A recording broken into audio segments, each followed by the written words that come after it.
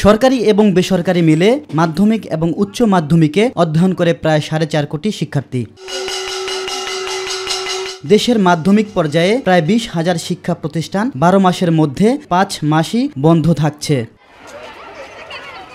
এছাড়া এসএসসি ও এইচএসসি কেন্দ্র থাকা প্রতিষ্ঠানগুলো আরও বেশি সময় বন্ধ থাকায় শিক্ষাদান ব্যাহত হচ্ছে।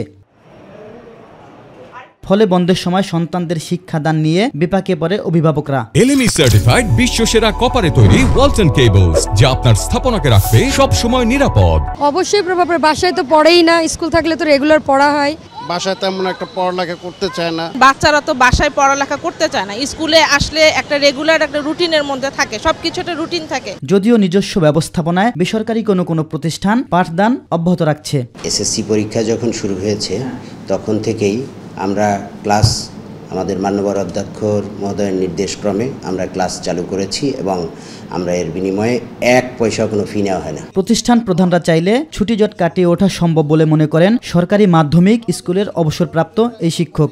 এসএসসি কিংবা এইচএসসি পরীক্ষার মতো একটা দীর্ঘ সময় যখন স্কুল বন্ধ থাকে, তো তখন যদি সুযোগ হয়, সরকারি প্রতিষ্ঠান যদি মনে করে যে আমার একটা পরীক্ষা শেষ, 2টা থেকে আমি 2-3 ঘন্টার জন্য একটা সময় নিয়ে আমি ছাত্রদেরকে সময় দিতে পারি বা ক্লাস নিতে পারি, সেটা অনেক প্রতিষ্ঠানগুলো তার নিজ দায়িত্বে করতে পারে। পাবলিক পরীক্ষা চলাকালীনও পাঠদান অব্যাহত রাখা সম্ভব বলে মনে করেন শিক্ষাবিদরা।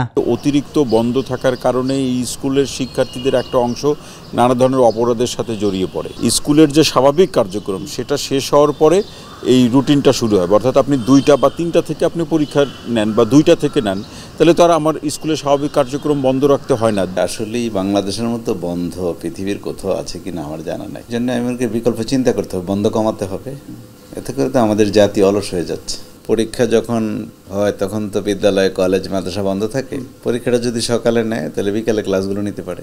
শিক্ষার্থীদের মমত্ব দিয়ে গড়ে তুলতে ছুটি জট কমিয়ে আনার পরামর্শ সবার। ইলিয়াস মাদবর, মাই টিভি, ঢাকা।